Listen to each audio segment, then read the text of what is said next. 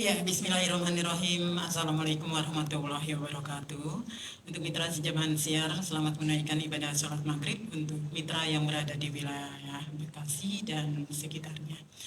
Nah, mitra sejamaah siar, seperti biasa kita kembali lagi ya mitra ya dengan pengajian ba'da maghrib bersama Gus Edward Abu Bakar. Nah ya, buat mitra yang ingin bertanya tentang pembahasan kita di malam hari ini, atau tentang kajian Islam yang nanti akan dibawakan oleh Gus Edward mengenai topiknya. Silakan mitra bisa bergabung di 08 111 86 1003. Di depan saya sudah ada Gus Edward. Assalamualaikum Gus. Waalaikumsalam warahmatullahi wabarakatuh. Ya baik ya Gus, sehat. Alhamdulillah.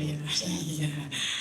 Baik Gus, berkaitan dengan kajian Ba'da maghrib ini ya, kajian Islam Ba'da maghrib ini tentu seperti biasa ada tema yang diangkat ya seputar kehidupan sehari-hari dan tentunya sudah disiapkan oleh Edward. Silakan Gus. Ya, siap. Assalamualaikum warahmatullahi wabarakatuh. Alhamdulillahi rabbil alamin. Allahumma salli ala Sayyidina Muhammad wa ala ali Sayyidina Muhammad. Rabbi shrah li sadri wa yassir li amri wa hlul 'uqdatam min lisani yafqahu qawli.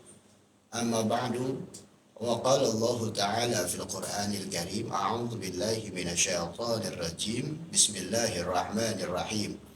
Yarfa'illahu alladhina amanu minkum walladhina utul 'ilma darajat. Wa qala an-nabiy sallallahu alaihi wasallam, innama bu'istu mu'alliman. Sadaqallahul 'azim wa sadaqa rasulun nabiyul habibul karim wa nahnu 'ala dzalika minasyahidina wasyakirina walhamdulillahi rabbil alamin. Yang saya hormati mitra Gangga di mana saja Anda berada, mudah-mudahan Allah berikan sehat walafiat, panjang umur, berkah, selamat dunia akhirat. Semoga Allah mudahkan segala doanya, harapannya segera Allah ijabah, dan mudah-mudahan menyambut bulan Ramadan ini Allah cukupkan duitnya yang banyak. Yang saya hormati juga di studio ada Bunda Fitri dan Bang Jerry. Mudah-mudahan beliau dan keluarganya juga diberikan sehat walafiat, panjang umur, berkah, selamat dunia akhirat.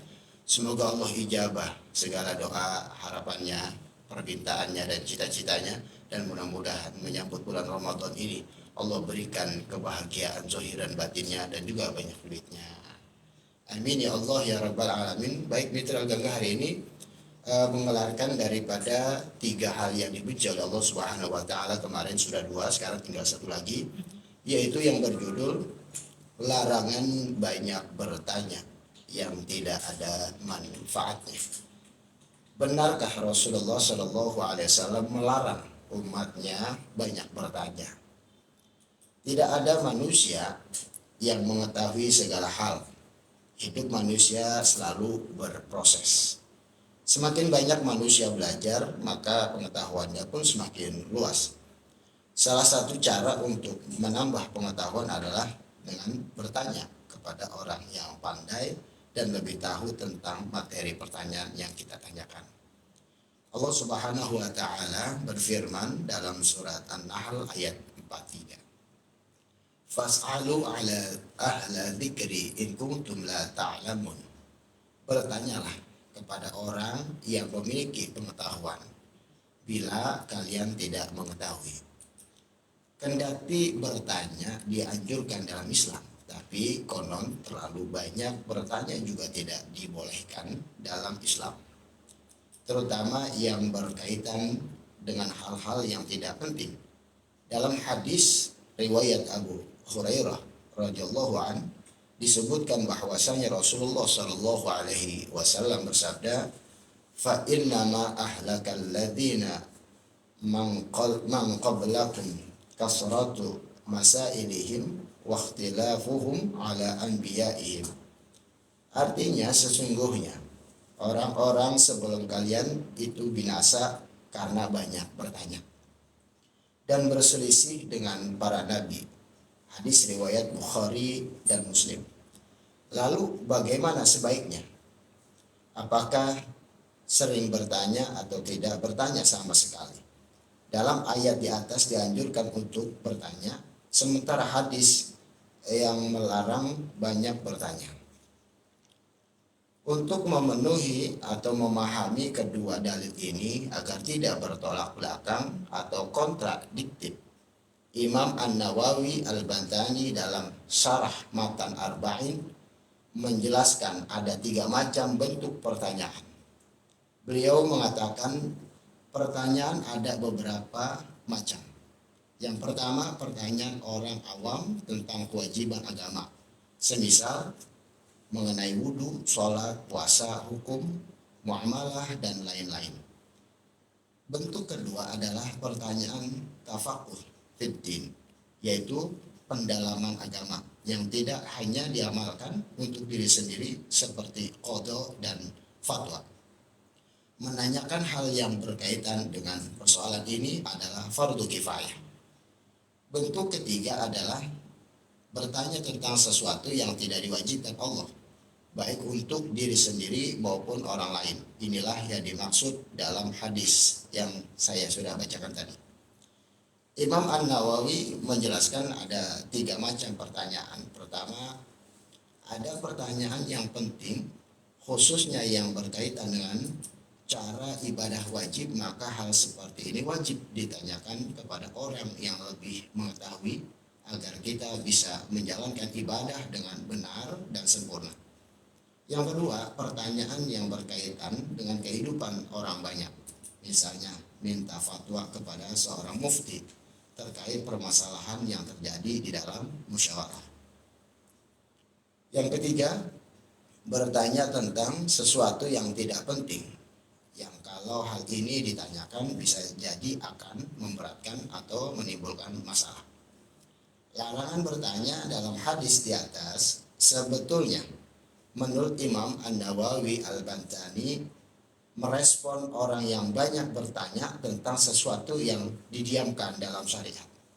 Konteks hadis ini adalah ketika Allah Subhanahu wa Ta'ala menurunkan ayat yang berkaitan dengan kewajiban haji. Ada seseorang sahabat yang bertanya kepada Rasulullah Shallallahu Alaihi Wasallam, apakah haji itu tiap tahun wahai Rasulullah? Rasulullah Shallallahu Alaihi Wasallam berdiam dan tidak menjawab sampai sahabat itu bertanya untuk yang ketiga kalinya. Rasulullah Shallallahu Alaihi Wasallam mengatakan, kalau aku jawab iya, niscaya akan memberatkan kalian.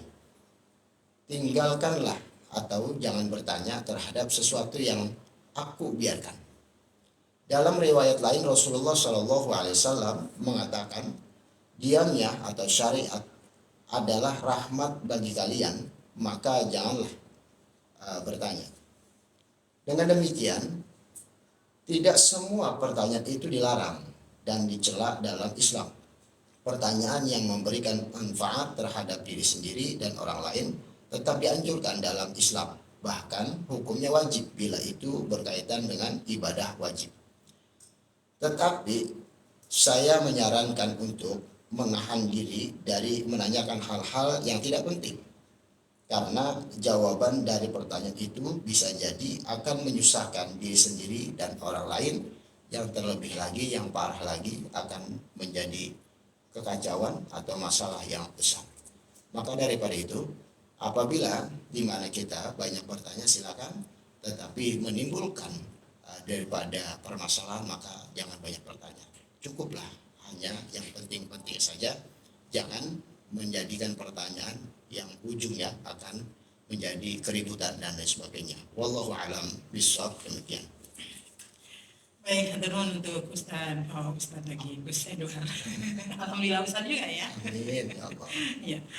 Tadi sudah kita angkat, Gus Edward sudah mengangkatnya, larangan banyak bertanya. Nah, lalu mungkin kita ada di antara kita yang memang banyak sekali hal-hal yang belum kita ketahui ya, terutama hal ajaran agama. Dan jika dibiarkan mungkin takutnya apa yang kita lakukan ini tidak diridhoi sama Allah Subhanahu wa Ta'ala. Sementara kalau kita bertanya, nah di sini ada larangan untuk banyak bertanya. Lalu harus bagaimana ini ya Gus? Iya. Yang harus kita lakukan ya? Jadi yang baik itu pun ketika kita pertanyakan dan itu bermanfaat untuk diri kita, bermanfaat juga untuk orang lain, gak apa-apa. Tapi yang nggak boleh itu ketika kita banyak bertanya, bahasanya menimbulkan madharat yang besar, terutama pribadi, umumnya buat orang lain banyak. Itu yang nggak boleh. Jadi kalau misalkan kita belum paham agama, maka wajib bertanya. Terlebih lagi mengenai hal-hal yang wajib dalam agama. Contoh sholat wajib bagaimana, puasa wajib bagaimana, dan lain sebagainya. Ini harus dipertanyakan agar hidup kita mudah dan dapat arahan gitu. Baik, untuk mitra sejaman siar yang ingin bertanya tentang bagaimana larangan banyak bertanya. Larangan banyak bertanya ya. Sementara mungkin mitra ada yang ingin bertanya mengenai hal-hal yang belum mitra ketahui ya, terutama seputar ajaran atau tentang agama Islam, kajian agama Islam di sini. Nah, mitra sejaman siar bisa di 08 111 86 1003 karena mungkin fanpage-nya belum pulih sepenuhnya ya. Dan mitra bisa bertanya seputar tema yang kita angkat di sini. Lalu Gus, mungkin yang maksud Gus Edward itu bertanya boleh, tapi tentang seputar agama yang ajaran Islam ya, katakanlah misalnya sholat, Ramadan, puasa dan lain sebagainya. Tapi akankah kita juga tidak bertanya ketika kita mungkin mengenai sesuatu hal umum yang seharusnya kita, misalnya katakanlah yang sederhana, kita bertanya tentang sesuatu orang gitu kan, orang yang tentunya harus kita ketahui karena keberadaannya bersamaan dengan keamanan misalnya. Kita bertanya sama, boleh nggak gitu ke orang tersebut bahwa itu di situ. Nah itu emang warga sini gitu. Nah itu bagaimana itu? Boleh banget Bun. Jadi sekali lagi saya tekankan, kalau misalkan itu yang penting banget gitu ya, penting banget, dan itu kalau kita selain penting kita bertanya ada manfaatnya dan tidak merugikan diri kita dan orang lain, itu nggak apa-apa. Tapi yang di sini dimaksudkan contoh halnya kayak kaum Bani Israel. Kaum Bani Israel itu disuruh menyembelih sapi. Tapi banyak pertanyaan dari kaum Bani Israel ini. Salah satunya apa? Sapinya umur berapa? Sapinya warna apa? Sapinya cewek apa cowok? Jadi banyak pertanyaan tapi tidak dilakukan. Ini yang dimaksud. Jadi contoh misalkan kalau kita misalkan ingin bertanya dan itu adalah manfaat baik buat kita, silakan bertanya. Yang ngeri itu nanya doang Bun. Nanya doang tapi ngetes ataupun menjadikan pertentangan ataupun bahasa simpel gini, saya pengen budak gitu. Tapi bukan sungguh saya nanya. Tapi benar-benar kayak orang nyinyir lah gitu. Bertanya seakan-akan bertanya tapi kayaknya kurang hargain tuh. Pengen tahu seluk-beluknya gitu ya. Gitu ya. Itu yang nggak boleh. Mungkin nggak boleh. Ini berkaitan dengan kehidupan bertetangga juga ya. Betul. Mungkin ya. Terus misalnya ada seorang ibu yang lagi ngerumpi, kemudian kita lewat, lagi ngapain sih bu itu gitu ya. Betul. Ngomongin apa aja sih. Nah itu misalnya kayak gitu ya. Betul. Ya, seperti itu. Jadi ujungnya bukan manfaat, yang ada malah masalah. Lalu sebagai ibu rumah tangga atau sebagai perempuan nih, kan bertetangga banyak, kiri kanan tetangga, kemudian kita bergaul juga beberapa misalnya beberapa komunitas. Lalu ketika kita berkumpul, kemudian katakanlah dibilang diskusi, tapi kadang-kadang kan suka kebablasan tuh ujung-ujungnya. Ini bagaimana menurut agama Islam, menurut hukum agamanya? Jadi kalau saya hukumnya saya jawab dengan firman Allah, man kana yu'minu billahi wal yawmil akhir falyaqul khairan aw liyasmut. Siapa orang yang beriman kepada Allah dan beriman kepada hari akhir, maka falyaqul khairan, maka ngomong yang baik. Aw liyasmut atau diam. Jadi kalau nggak ada yang baik udahlah cukup diam gitu. Daripada maaf satu jadinya timbulnya fitnah, jadi ghibah. Ghibah itu kan bagaikan memakan daging saudaranya mentah-mentah. Jadi fitnah itu ya kembali kayak kemarin pun. Kita nih kalau ngomong atau bertanya yang nggak penting nggak usah lah gitu ya. Jadi terus yang kedua menyampaikan yang tidak penting atau tidak baik nggak usah lah, karena takutnya yang berujung itu jadi fitnah, gosip dan lain sebagainya. Kalau gosip mungkin masih bisa mendingan dia makan daging sendiri, makan daging secara sendiri lah. Tapi kalau sudah terjadinya fitnah pun, orang nggak tahu, misalkan contoh Bunda Fitri nggak tahu mana awal, nggak ada angin, nggak ada apa, tiba-tiba tetangganya bilang, Bun kemarin begini-begini, loh kok gitu. Jadi karena ada omongan yang tidak benar, ujung-ujungnya jadi fitnah. Ini yang nggak boleh itu. Ketika berbicara cukup aja yang penting-penting aja. Kalau nggak ada yang penting, takutnya khawatir kemana, baik lah ngomongnya kemana aja, ya udah cukup. Nah, gitu. Jadi yang penting-penting aja daripada ujungnya bermasalah. Baik. Nah, Gus, ini ada lagi misalnya pertanyaan tadi seputar Islam atau kajian agama, bolehlah ya kita justru yang nggak tahu harus tahu gitu kan. Soalnya kalau dijalankan secara salah juga itu katanya dosa, ya bahaya katanya. Nah, kemudian seputar lingkungan kita, misalnya namanya goib kan masih ada ya. Masih ada. Lalu kita kadang-kadang suka penasaran gitu kan, kalau kita bertanya tentang sesuatu goib, misalnya itu gimana tuh hukumnya, Gus? Boleh. Boleh. Beriman dengan yang goib itu orang Islam harus percaya, harus beriman dengan yang goib. Ya. Kenapa saya katakan satu, malaikat itu goib. Yang kedua, Allah adalah sang maha goib.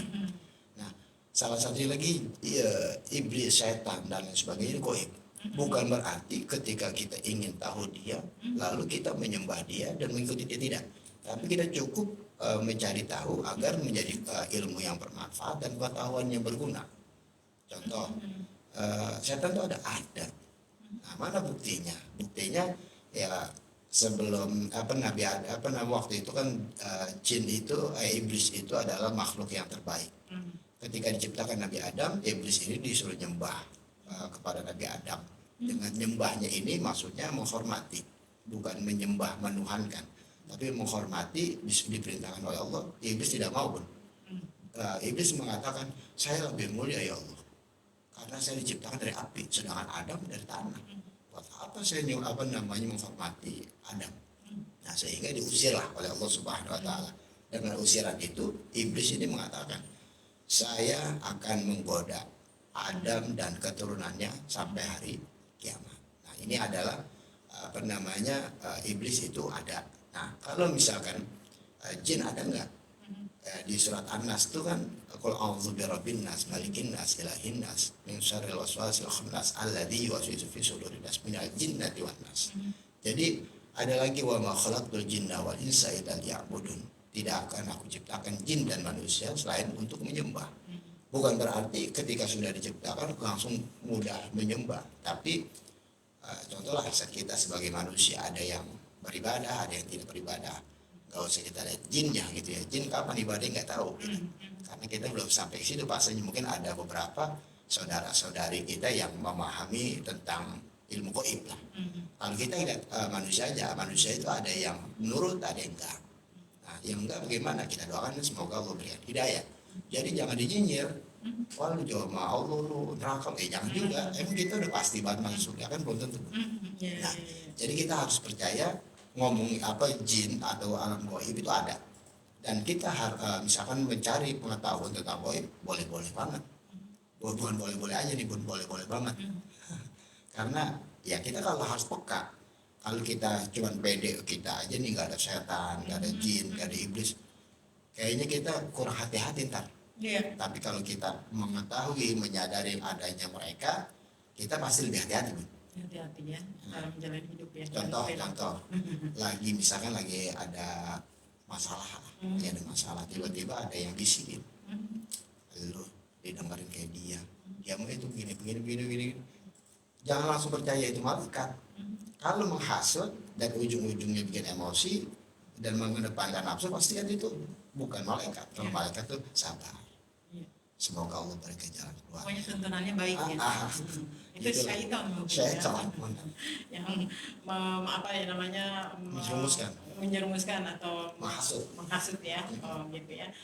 Baik mitra Jaban Siar, tentu banyak sekali yang kita tidak tahu, yang kita harus tanyakan. Sementara pertanyaan ini banyak pertanyaan itu dilarang ya.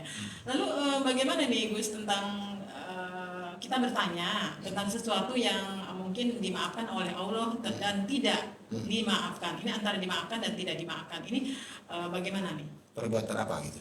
Perbuatan yang kita lakukan sehari-hari. Jadi kalau yang tidak dimaafkan sama Allah Subhanahu Wa Taala, dia pertama dia menduakan Allah. Ya, itu dia menduakan Allah, dia ingkar sama Allah. Ya, kalau untuk misalkan gini pun, ada orang non Muslim, dia tidak percaya dengan Allah, itu wajar Bun. Karena dia memang belum belum mengetahui Allah. Yang bahaya itu ketika mengaku beriman kepada Allah, katakanlah dia Islam, tapi dia percaya dengan yang lainnya. Salah satunya dia minta pertolongan sama kuburan, dia minta pertolongan mengedepankan dukun, ataupun dia lebih percaya paranormal, tapi tawakalnya kepada Allah nggak ada. Kan kalau misalkan kita ke dokter itu kan syariat tuh. Ya. Misalkan Bunda kebetulan punya kelebihan dari Allah Subhanahu Wa Taala. Misalkan saya suka dengar misalkan gitu ada Bunda bacain air dan orang sembuh. Ini kan syariat, boleh-boleh aja.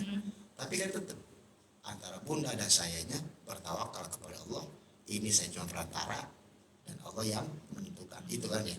Tapi yang bahaya itu begini, wah Bunda Fitri the best. Saya nggak nggak ada Bunda Fitri nggak ada duanya deh. Jadi seakan-akan Bunda dituhankan. Takabur ya. Jadi selain takabur, ini lebih bahaya adalah menduakan Allah, musyrik. Inilah yang tidak diampuni oleh Allah Subhanahu Wa Taala. Kalau mencuri, berzina, khomar dan lain sebagainya, itu dimaafkan oleh Allah Subhanahu Wa Taala. Tapi yang lebih bahaya, kita sudah menduakan Allah, maka daripada itu kita ini saya tambahkan lebih banyak menuhankan selain Allah. Jadi ada kalimat ilah, ada kalimat Robbi. Artinya sama-sama Tuhan. Tapi kita tuh masih ada di fase ilah. Ilah itu contoh, saya kalau nggak bawa HP ini gak enak banget. Nah ini masih ketergantungan. Nah kalau saya misalkan maaf itu kalau sehari nggak ngopi, malah begini nih. Ini masih ilah. Tapi kalau sudah terjadinya diri kita Robbi, mau ada HP kek, mau ngopi kek, mau enggak kek, insya Allah enjoy aja, santai aja. Jadi itu yang asik Bun. Mudah-mudahan kita bisa meningkat, bukan hanya ilah tapi sudah merobikan Allah Subhanahu Wa Taala. Jadi enaknya gitu. Jadi bahayanya. Jadi kita katakan kalimat la ilaha illallah, tiada Tuhan selain Allah, gitu kan, kecuali Allah. Tapi kalimat la ilaha, tiada Tuhan, tapi kita sering menuhankan selain Allah. Ya contohnya kalau contoh lah kayak bangun tidur nyari HP, mau tidur pegang HP. Nah terus kalau nggak pegang HP dia kayaknya kacau deh, kayak orang kecanduan gitu. Ini masih ilah, masih bahasa simpel menuhankan selain Allah, jangan sampai. Dan tapi itu dilarang. Tapi bukan berarti ini mudah untuk diperbaiki. Pelan-pelan insya Allah kita jadinya gini Bun, simpelnya. Semoga fasenya naik ketika misalkan kita kecanduan sama HP. Kita pelan-pelan kita terapi diri kita. Kalau bukan diri kita kan siapa lagi punya terapi itu. Sehingga mau ada HP, mau enggak, mau punya kuota atau enggak, mau pokoknya masalah HP itu santai aja. Ini yang asik. Mudah-mudahan kita bisa naik ke fase jadi mengedepankan Allah dulu gitu. Mudah-mudahan bisa. Ya, itu hanya sebagai perantara ya untuk mengetahui informasi gitu kan. Setuju. Selebihnya mungkin kita juga bertumbuh kepada Allah Subhanahu Wa Taala ya. Baik Gus, saya mau tanya juga ini mengenai katakanlah seseorang yang misalnya belum dapat jodoh, lalu seseorang itu pergi ke tempat katanya orang pintar. Terus bertanya kan, ini kira-kira jodoh saya di mana, terus orang apa, terus kapan jodoh itu datang. Itu kepada seseorang yang dikatakan katanya itu orang pintar, paham mengenai. Nah itu bagaimana itu hukumnya? Kalau bertanya boleh Bun. Tapi kalau yang ditanyakan lalu menjawab, misalkan ada pertanyaan kapan jodoh saya datang. Lalu besok ataupun tahun depan, ini sudah mendahulukan Allah. Kalau sudah jawabannya kayak gini. Tapi kalau dijawabnya baik, kapan jodoh saya datang? Kalau dia baik, maka katakan, mintalah kepada Allah. Semoga Allah segerakan jodohmu ketemu. Semoga engkau berjumpa dengan jodohmu. Ini kan kalimat baiknya. Karena kita hanya sebagai makhluk, hanya memberikan petunjuk. Hanya sebagai ada baju biar nggak lecek dan digantung kan ada gantungan. Hanya gantungannya aja. Gitu. Padahal kan nyatanya nggak lecek itu ketentuan Allah Subhanahu Wa Taala. Nah, misalkan ada pertanyaannya, jodoh saya orang mana? Wah, orang Jawa. Ini sudah mengedepankan. Mendahului Allah. Sudah mendahului. Tapi sebaiknya gini, kalau ada orang bertanya, jodoh saya orang mana ya? Wah, saya nggak tahu. Gitu. Simpelin aja. Kalau kamu minta kepada Allah dengan baik, yang paling terpenting bukan orang mana, tapi jodoh itu adalah cerminan. Jodoh itu adalah cerminan diri kita. Apabila kita rajin ibadah, insya Allah. Bukan berarti, oh dia mulus banget dari awal, tidak melakukan dosa. Bukan. Ketika kita hijrah kepada Allah, insya Allah jodoh kita baik. Sudah sama-sama beribadah atau hijrah kepada Allah Subhanahu Wa Taala. Jadi tergantung, kalau nanya sih nggak ada dosa aja pun. Nanya gitu jodoh. Pun kira-kira jodoh saya orang mana ya? Nggak ada salahnya. Tapi yang jawab hati-hati. Iya. Tapi yang kita tanyakan itu misalnya, nih biar cepat jodoh, saya kasih bacaan-bacaan yang boleh. berkaitan dengan Islam gitu Boleh. kan. Misalnya di situ katakanlah huruf-huruf Arab yang harus diamalkan gitu kan. Boleh. Katakanlah semacam wiritan itu boleh ya. Boleh. Kalau wiridan zikiran boleh Bun. Yang nggak boleh itu takutnya dicatat dong kalau dompet. Oh gitu. Jadi kan bahaya Bun. Maaf. Itu ya kayak jimat gitu. Jadi kan itu apa namanya mengeduakan Musik Allah. ya? Iya. Hati-hati gitu kan. Iya. Yang baik itu gini. Saya jujur curhat sedikit nih Bun. Saya ketika belum ketemu jodoh, saya nanya sama guru saya. Guru, saya pengen buat nikah udah. Sono, mental, sono, licin kan gitu ya. Singkat cerita guru saya bilang, udah ente mah jangan takut, jodoh udah disiapin. Kan saya bercandain guru, apa bunda? Takutnya jodoh saya belum lahir guru. Dia tahu. Ternyata akhirnya pada itu udah ente baca banyakin istighfar. Oh gitu. Berapa guru? Ya 1000 tadi. Kalau ente butuh 1000 cepat katanya. Sehari Sehari bu sehari dulu. kali duduk. Saya dikasih waktu tengah malam mau tahajud lah ya. Terus abis itu baca Rabbana hab lana min azwajina, itu cuma cepet. Rabbana hab lana min azwajina wa dzurriyyatina qurrata a'yun. Dan luar biasa, pertama ini adalah bacaan yang baik. Dan pada akhirnya nggak lama saya ketemu wanita yang sekarang sama saya nih. Gitu. Jadi saya nggak pakai lama, dia belum lulus sekolah, belum murid saya. Dia belum lulus sekolah, saya tanya, habis lulus sekolah siap nikah? Mau katanya. Cuman dia punya persyaratan Pun. Habis lulus sekolah dia ngerasain kerja dulu, walaupun nggak lama di tempat kerja itu. Iya. Saya juga nggak apa-apa, Iya. dan alhamdulillah ini salah satu luar biasa petunjuk dari orang soleh. Saya dikasih itu istighfar sama doa Rabbana hab lana. Cuma istighfar 1000, Rabbana hab lananya 100. Alhamdulillah. Ya. Akhirnya konslet ya mendingan Bun. Karena bertahun-tahun saya kenal ini meleset. Oh gitu ya. Karena ini udah ada yang tunangan Bun. Iya, mental gitu ya. Ya Allah, pokoknya udah hampir saya nyari pohon toge buat gantung diri. Itu gimana mendingan ditumis. Iya, itulah sempat kayak gitu. Aduh, pengalaman yang lucu ya Gus ya. Ya baik Gus, ternyata larangan banyak bertanya ini kajian yang sangat menuntun kita ya. Amin. Soalnya banyak hal-hal yang kita tidak ketahui, kemudian kita bertanya. Ada yang boleh bertanya, ada yang tidak ya. Baik sekali. Baik Gus, untuk menyudahi perjumpaan kita di gelaran kajian pengajian pada maghrib ini ya.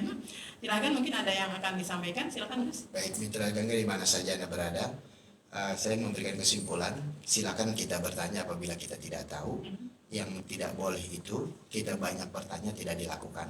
Yang kedua, banyak bertanya tapi menjadi perdebatan. Yang ketiga, bertanya tapi tidak ada baiknya, manfaatnya itu pribadi ataupun untuk orang lain.